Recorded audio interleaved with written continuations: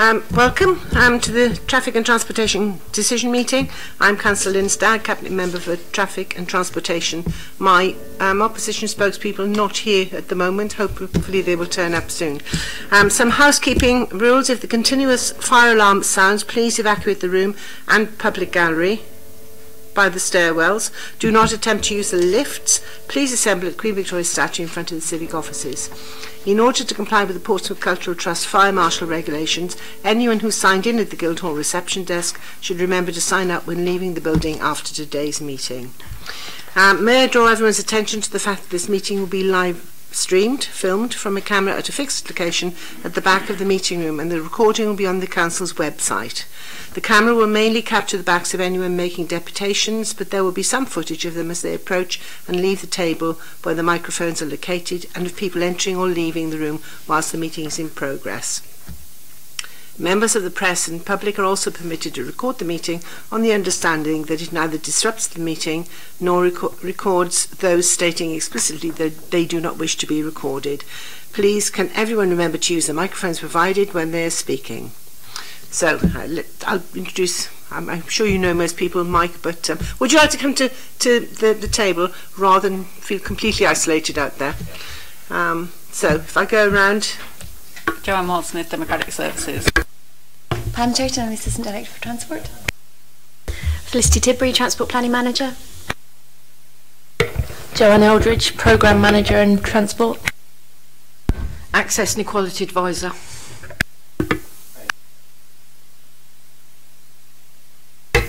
Okay.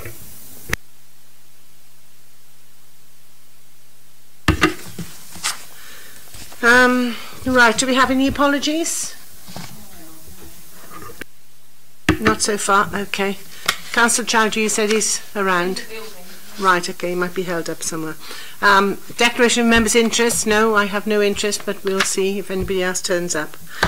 So the first item on the agenda is the Local Transport Plan 3. And are you going to introduce that? Come on then, Felicity, thank you. Okay, thank you. So the Local Transport Plan 3. So following the approval of the £650,000 budget allocated by full council in February 2019, this report outlines the 2019-20 implementation plan, which is a programme of works with an aim to deliver the policies outlined within the Local Transport Plan strategy. The schemes listed within the implementation plan contribute to the locally agreed priorities within the LTP3, representing each of the policy areas with a balanced geographical spread of the city. The implementation plan includes schemes that Portsmouth City Council has a statutory duty to deliver, including access for people with disabilities, travel line and rights of way. It also includes schemes which aim to improve transport links and promote local growth, such as citywide traffic signal improvements, real-time public information, and citywide early release low-level traffic signals. The investment in these projects qualifies as match funding for the Department of Transport's Transforming Cities Fund Tranche 1 and could result in further central government funding to develop and implement initiatives in line with the Local Transport Plan. An update to the Local Transport Plan is currently being undertaken to outline how transport can address and respond to challenges being faced within the city. So therefore, this paper recommends that the attached Local Transport Plan 3 Implementation Plan 2019-20 is adopted, that authority is delegated to the Director of Regeneration in consultation with the Cabinet Member and Section 151 Officer to agree any minor amendments and to the implementation plan that may be required to take account of future funding changes and policy announcements. And finally, that it's noted that an update to the Local Transport Plan is currently being undertaken to outline how transport can address and respond to the challenges being faced by the city. Thank you. Thank you, Felicity. We've been joined by two further officers. Could you introduce yourselves, please? Michelle Love, Safer Travel Manager. Wayne Layton, Finance Manager. Thank you. Mr. Dobson, would you like to address, do your deputation now address the group. Thank you. Thank you, Madam Chair, and good morning, and also, ladies and gentlemen, good morning. My name is Mike Dobson. I'm here actually to give two deputations because I'm involved in local community, so I've got two separate organisations I'm representing. The first is the Friendsfeld Portsmouth Association, and the second is the Portsmouth Cycle Forum. If you like, I'll try and get changed in between so I can put my lycra on for the second one.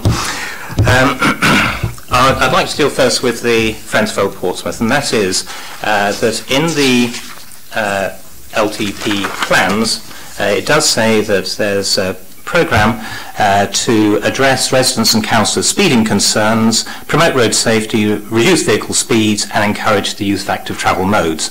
And this may take the form of raised tables, speed cushions and junction treatments. Now, in Old Portsmouth, we believe that we need this, so I'm here to emphasise and reinforce the conversations we've had with councils and meetings before about this, and it's updated with some recent information, a most recent survey. The first thing is that High Street is a commuter rat run. Speeding is getting worse. The speeding intimidates pedestrians and cyclists and deters an increase in active travel. It increases congestion, air pollution and traffic noise. There have been community requests for over 30 years for a zebra crossing on the route that school children take to school to cross High Street between Highbury Street and Peacock Lane. And there was a survey done most recently in November 18, and I'm going to share the results with you. I've also got comparison with with Queen Street.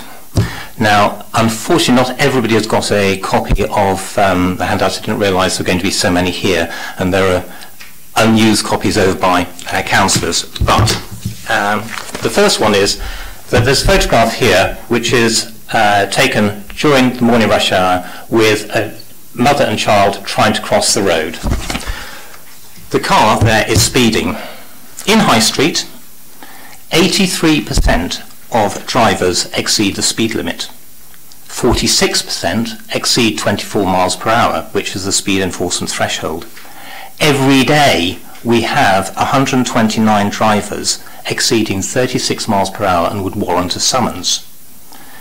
Almost one driver a day goes at over 50 miles per hour. But there's no police enforcement. And because it's only a speed limit, there's no traffic calming, so drivers are able to speed with apparent impunity. The second photograph here, this is another crossing, and it's perhaps not too clear, but it's actually showing that there are two cars passing, and in the morning rush hour we get one car every 6.5 seconds, and that makes it extremely difficult for parents or the disabled or anybody to be able to cross the road. And it's quite a long detour, 140 metres up to the pedestrian crossing at the High Street, and then at the grammar school and back down again, or an even longer detour to the traffic island by the crossroads.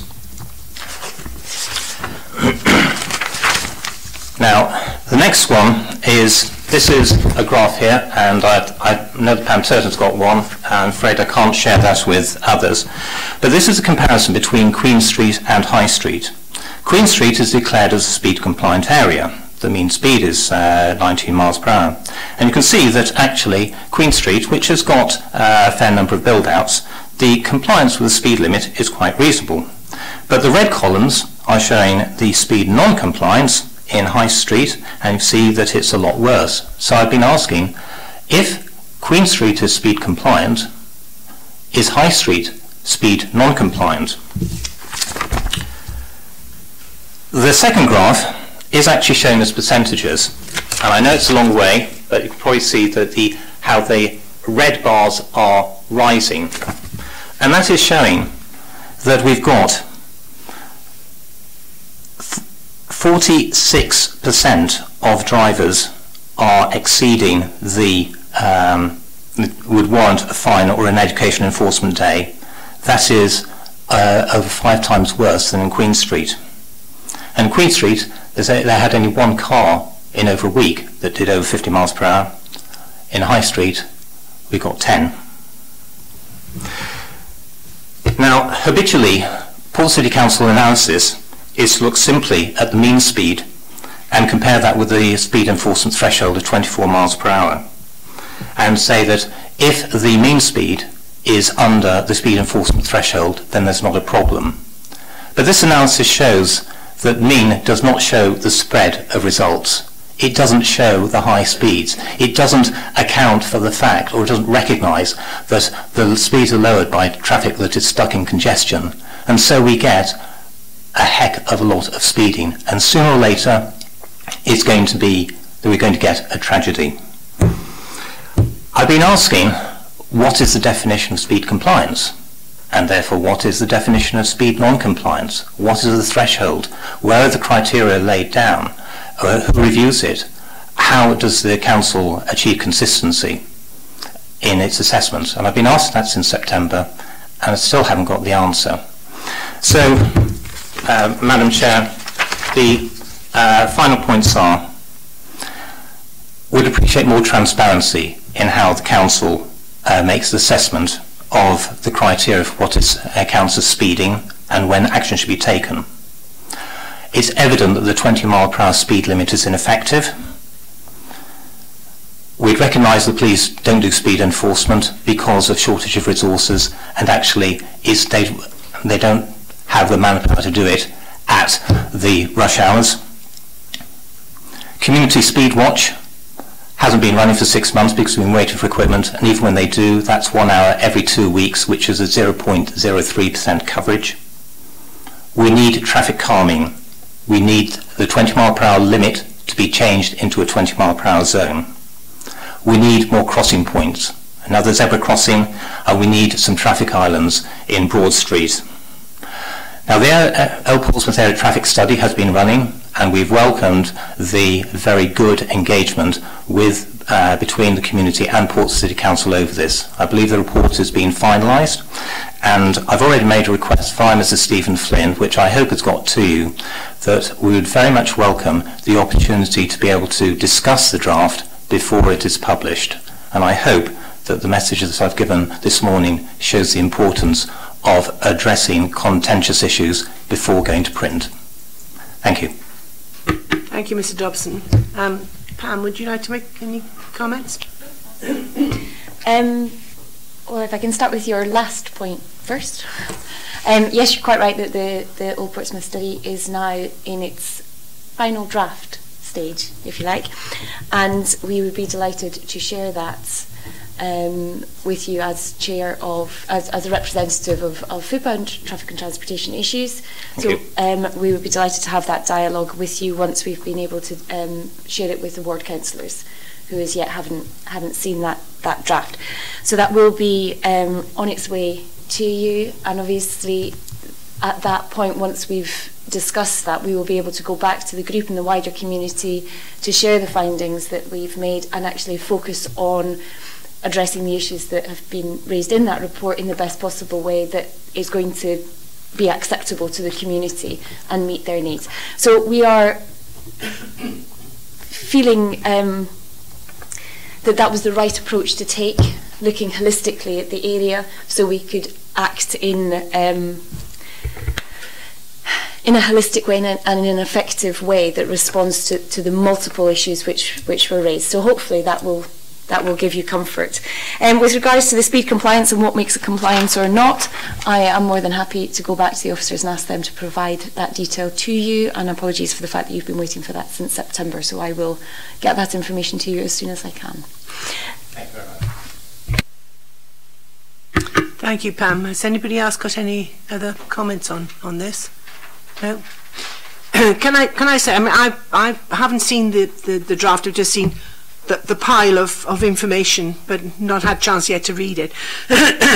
But I am very aware of the amount of time the officers have put into this over quite a long period of time. So it may not be coming to you as quickly, the answers, the solutions, as quickly as you would like, but there's been a heck of a lot of time and effort put into it, and I'd like to thank the officers, and there's a whole variety of them for doing that. And we were discussing it earlier, but as I say, I haven't read it. We were just discussing the outline. So we are going forward with this, and once you've seen it, and once the ward councillors have seen it, things can be picked up, and then we can move on from there. But rest assured that it is definitely on the cards, not being shelved at all. There's been a lot of work put into it, and I mean you will tell from the thickness of the report how much work has gone into it, just in typing it in, let alone the work behind it. So, okay, can I just pause there and welcome Councillor Chowdhury. Have you any declarations of interest, Councillor Chowdhury? No, I have no declaration of interest, and I am sorry for delay. That's right. Thank you. Can you put your mic off? Yes. Have you got any more to say on this, or do you want to go on to the next deputation? Just say thank you for those reassuring words, Madam Chair, and also to Pam. I hope that nothing I've said indicated any frustration with the delay, because we've maintained a good dialogue with the lead authors and fully understand why, and we're aware of the huge workload that is on officers, including what might or might not happen on the 29th of March. Just don't mention the B word, okay? I don't think I did. Would you like to go on to your second deputation now? Okay. Thank you. Yesterday's multi-vehicle accident on the M275 was another illustration of just how fragile is our road network to shock, and the importance of promoting active travel and making sure that those promotions are effective. So I'm here representing the Portsmouth Cycle Forum, and normally I'd be here arriving in haste with my wearing yellow lycra and carrying my pannier bags and my helmet. I won't get changed this time. However, the first thing is that in October 2017, full council asked the Portsmouth City Council to endorse the Portsmouth Cycle Forum's A City to Share, and also to commit 10% of the LTP capital expenditure for cycle improvements. This was a wonderful result, and we remain very grateful to the Council for this far-sighted decision. However, the devil is in the detail, and I'll give some examples of how the implementation may fall short.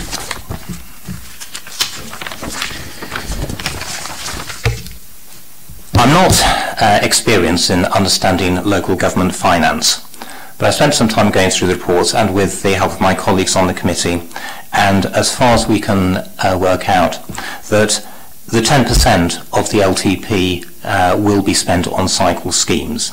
Two junctions, which are Cotton Road, Burfield Road and Stubbing Avenue, and then Fratton Road, Lake Road and St Mary's Road, will be modified with low-level cycles signals, which will allow earlier release for cyclists. That means that cyclists can get ahead of the main traffic, and it particularly is important to provide protection against drivers who are unobservant and who might turn left into a junction into a cyclist.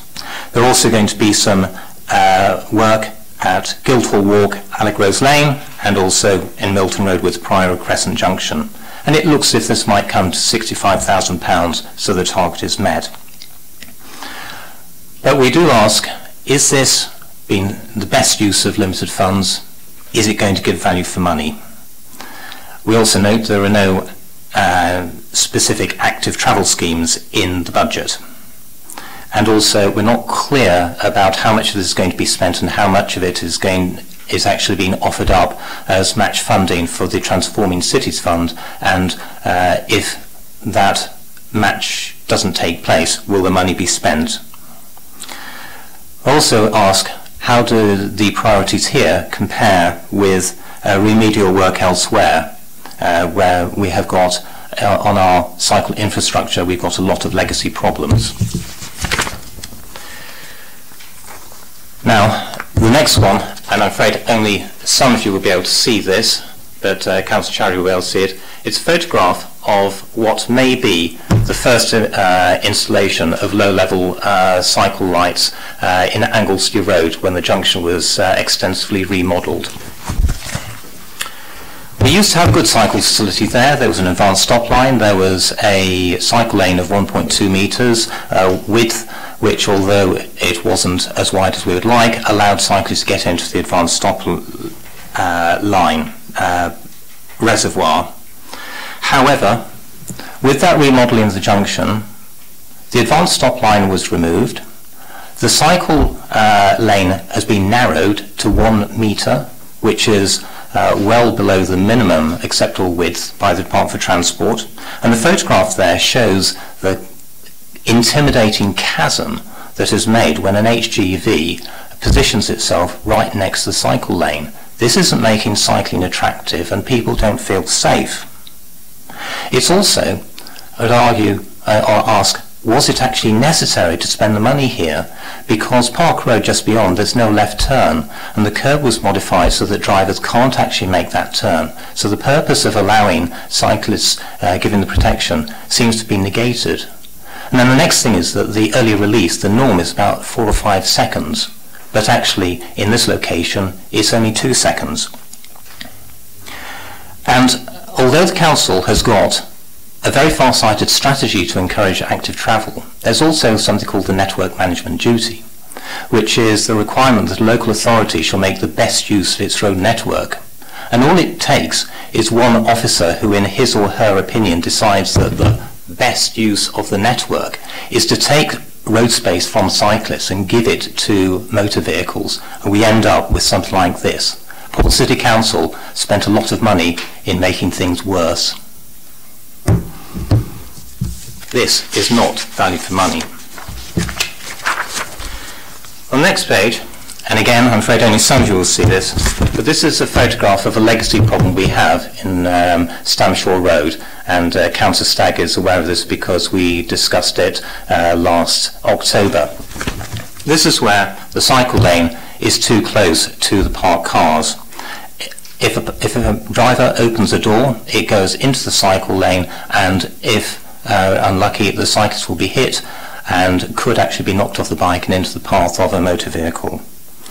It means that cyclists can't use this road and comply with the highway code. Back in 2005, when the scheme was implemented, Port City Council ignored the road safety recommendations and didn't follow Department for Transport processes.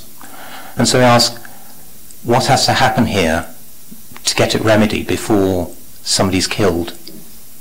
So, yes, we're spending £55,000 on low-level cycle lights, but how do those compare in priorities with sorting out some of the legacy problems we have? So the key points are, we'd welcome more and better consultation. We are having meetings, and a few months ago we did meet with Mrs. Love, but what we'd like is more that we are actually consulted when things are being proposed, when things are being designed, rather than just seeing this is what it is, because Anglesey Road, there was some consultation and the council did something completely different. The rate of progress in improving the cycle network is painfully slow, so please don't ignore the legacy problems that we have. And I'll repeat the open invitation that I regularly make, and I excuse you from this, Madam Chair, but you used to be a cyclist, which I respect. And also, if Councillor Bosch was here, I would also put on record that he has accepted this invitation. But it is that if anybody doubts the veracity of what I'm saying, please let me know, and either I or one of my colleagues in the Cycle Forum will arrange for a guided cycle ride between the north and south of the city in rush hour to experience at first hand what it's like to cycle in what is claimed to be our compact and flat city ideal for cycling. Thank you. Thank you, Mr. Dobson. Pam. Thank you very much. It was a very comprehensive deputation. There was a range of points. I'll I'm not going to take them in order, I'm afraid, but the good news first, I suppose. Yes, the schemes will be going ahead as outlined in the LTP implementation plan. The match funding is meant for the delivery, that's what the match funding is, and I'm delighted to say that we have been successful in levering in 2.2 million from the DFT for the tranche 1 of the Transforming Cities Fund. The Transforming Cities Fund is obviously a key programme of interventions going forward, with the aim of creating a game-changing public transport network, and cycling is part of that. I note in your presentation that you say it's a small part. Yes, it's not the major focus. The major focus is on a mass rapid transit system, but obviously we are very keen that the stops are integrated with the cycling infrastructure, and that the bus priority measures that we will be looking to implement through the Transforming Cities bid take into account the needs of cyclists and pedestrians in particular. And in that vein, we would be delighted to welcome you and any other member of the committee to look at the proposals that we're putting together to make sure that we are taking every opportunity to maximise the benefit for cyclists in that bid as we progress. So that is an open invitation, and perhaps we can catch up afterwards as to how we can do that going forward. More and better consultation, yes, as ever, we welcome that. I had hoped that things were significantly better than they had been previously, and that you were more engaged with the officers. Obviously, Michelle is new in post since October, which is fantastic, and is very committed to ensuring that we are coordinated in our approach to improve active travel. But again, if that's not working in the form that you're hoping, then let's revisit that. Certainly, in terms of not forgetting the legacy issues, that is certainly something that we are keen to continue on with. We did have a joint list between the City Council and the Cycle Forum identifying the areas that were of most concern. And that's possibly something that we need to have another look at if you don't feel that that's still being looked at. The areas that you've mentioned, such as Shipwrights Way, that is fully funded and is progressing. So there are works that are ongoing that aren't represented in the local transport implementation plan, because that's only one stream of funding. There's obviously a much wider there are other funding opportunities for us as a City Council that we do use for cycling investment. A lot of strategy work is going through the local cycling and walking investment plan. I think that's what it is, the LC WIP process. So there's a lot of other work streams that are happening. But yes, would welcome your and your colleagues' input. Thank you very much for that, Pam. We had a very good meeting with Michelle Love and officers last October, and we'll look forward to continuing those. At our committee meeting last Friday, everybody was taken aback with the Transforming Cities Fund, the LTP, and nobody knew anything about those plans for the low level cycle signals, hence our eagerness that we can maintain a high, good level of dialogue. Noted. That's very helpful. Thank you. Yes, I'm sorry about that, because I've been aware of the cycle lights for a long time. So communication we need to obviously improve. And there are other areas. I mean, I've been banging on. I don't know for how long. Goldsmith Avenue. I'm making that a mandatory cycle lane, which Pam assures me is the next one on the list. Yes. The other areas that you're right. I don't cycle any longer because I'm old and decrepit now. But other places, Stamshaw Road. Yes, I totally agree. That is something that needs to be dealt with. Arundel Street. I'm coming down there today, and cars parked in the cycle lane, which is not on. And the other area that really bothers me, because I go over it several times a day, is Popner Bridge, because we've been talking about various possibilities there of improving the situation for cyclists, because it's a bridge, the road bends. It's very, very narrow, and the number of times I've gone over it either in the bus or in the car, and there's been a car in front of me that's actually in the cycle lane. So if there's a cyclist there, you know, with a blind crest, they would stand no chance. So I'm very aware of it, and I do keep going on about it. But I have to say, I mean, the Transport Department at the moment in particular are under huge pressure with lots of things, and we don't have as many officers as we used to, and some people are doing 2 jobs where we've lost officers. So it's not an excuse, it's just a statement of reality. So it's one of the problems that people are having to deal with. I mean, it's not the only department, but I think transport is particularly under the cosh at the moment. So, but it's all been noted, and I've certainly gone on about it for a long time. So I'm sure we will get things rolling as fast as we can. Councillor Chowdhury, have you got any comments to make? Yes, I got a big comment. What I thought in Portsmouth, we are just making solution for the bike ride in Portsmouth, because we haven't got any proper solution here, because we got narrow road. As in London, I saw that they got proper channel, proper road for the bike. But we haven't got this facility.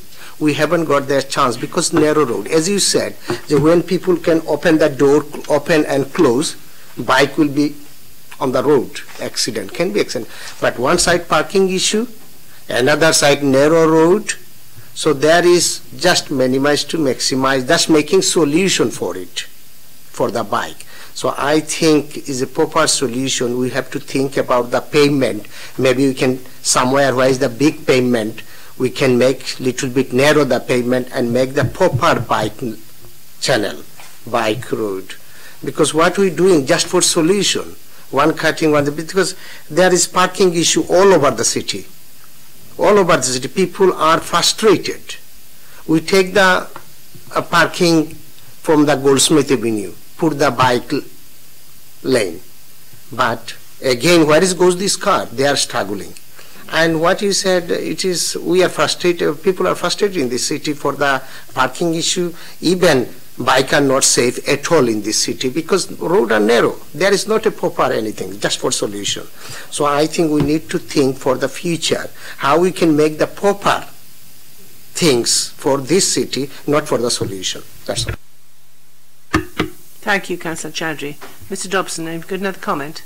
Yes, just to thank Councillor Chowdhury for that and that's eloquent summary of the perennial issues that we have, which we've been discussing, debating for decades in the city. Yes, our road network was designed, most of it, in the Victorian era, when we did have bicycles, we didn't have many motor cars, and it is always going to come down to competition for road space. But with our air pollution, with our congestion, with the need to improve public health, reduce the obesity, adults and children, active travel with walking and cycling, and then public transport, that has to be the way ahead. Speaking personally, in my own household, 3 adults. At home we have 1 car. The car gets used about twice a week because I normally cycle to work, my wife walks, my son walks or gets the train. And there are a lot of people in Portsmouth who say that they need their cars when actually they actually find it very convenient to have their cars, and there is a difference. Thank you, Mr Dobson. Any of the officers, any comments to make?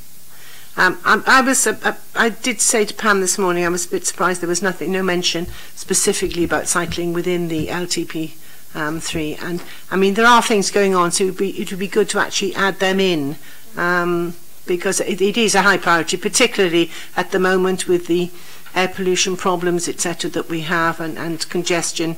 I mean, we've got far too many vehicles on our roads, an increase of, what, 17,000 in 10 years, car ownership, so, you know, and we really need to put some emphasis on cycling, and it'd be nice to see that written in.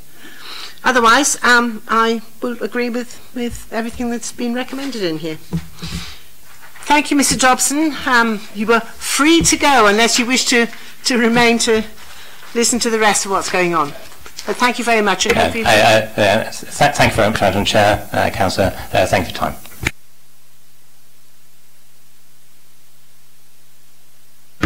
We're now on to item 5.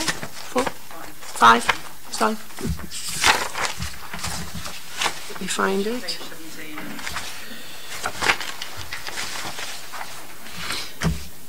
Right. Who is going to be talking about this?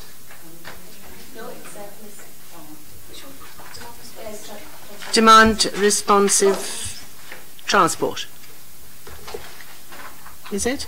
No, it's transforming cities in the same. Joanne, you confuse me, and you know how easy it is to confuse me. Yes. Item number 4, please. Thank you. So this is the Transforming Cities Fund paper. So Portsmouth City Council was one of 12 successful local authorities to be shortlisted for the Department for Transport Transforming Cities Fund. Portsmouth has been working in partnership with Hampshire County Council and now have the opportunity to bid for a share of 1.28 billion capital to deliver critical infrastructure in Portsmouth and the wider Solent area. The bid is part of an ambition to deliver sustainable communities, spread prosperity and increase productivity by improving connectivity between where people live and where they work through the delivery of a transformational mass transit network.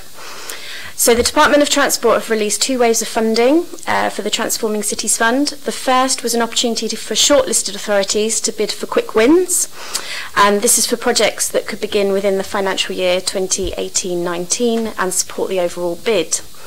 So since publishing this paper, yesterday it was announced by the Department for Transport that Portsmouth City Council and Hampshire County Council were successful in their Tranche 1 bid.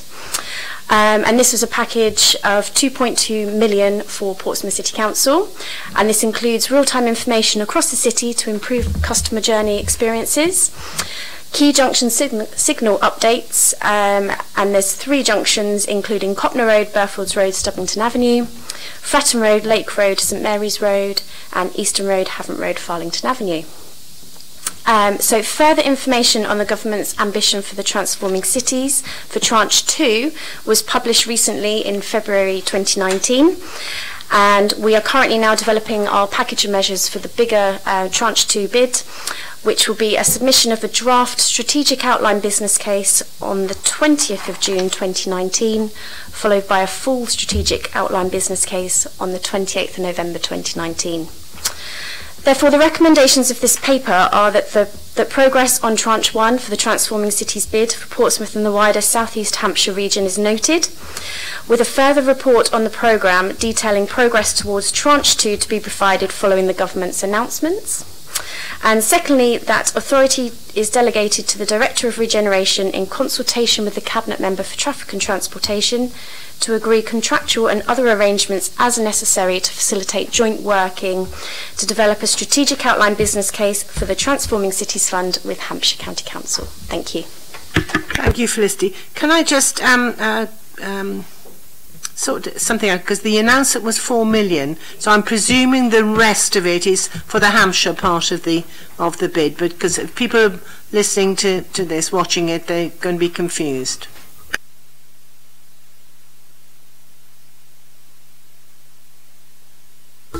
Yes, so there were 2 bids submitted as part of the Portsmouth City Region bid.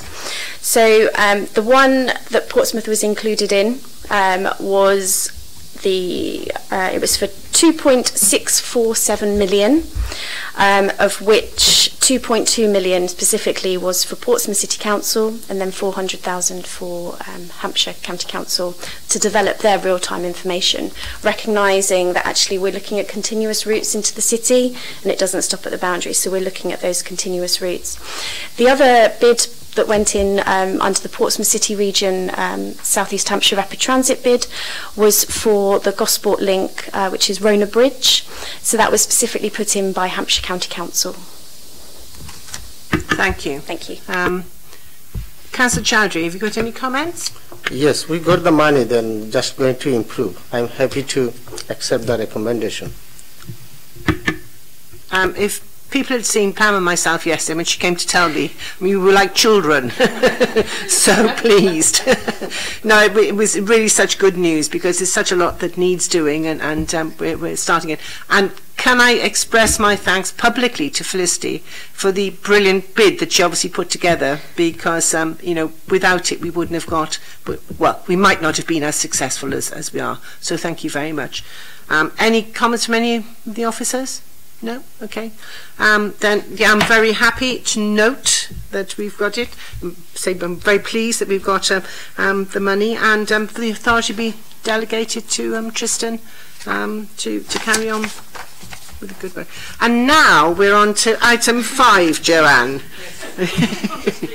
Yes, all right. So who's going to do this? Pam. Thank you very much. So this is a report on behalf of the Director of Community and Communication. Was requested in order to provide an update on the work currently underway to support the provision of people-centred transport options, which will encourage and enable independence for those whom access to public transport is limited due to a disability. The report outlines the history regarding demand-responsive transport within the city, looking at the various options which have been undertaken in the past, and references a report undertaken by Age UK and Portsmouth Disability Forum, which concluded that the overall transport provision in the city had improved in terms of accessibility, and outlined the fact that it was more important to promote independence through the options for travel within the city.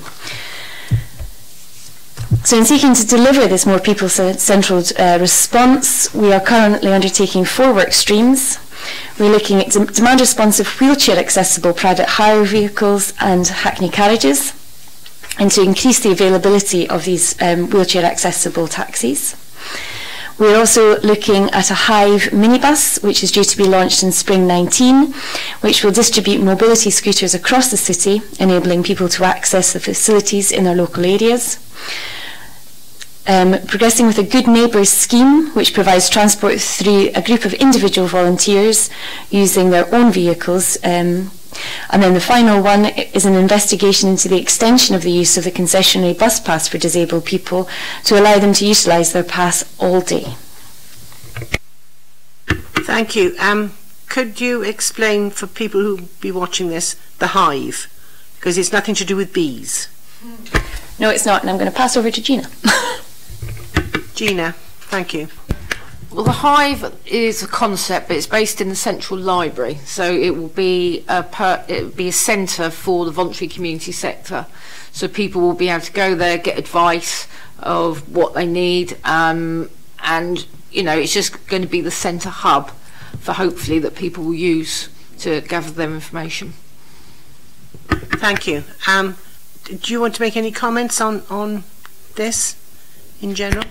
Really, it was just to look at the concessionary bus pass. As we know, this has been going on for some time, because what we're looking at, hopefully, is the home to school transport. There are people there, young people that go to college, school, that use home to school transport, or we have to get a bus pass for them.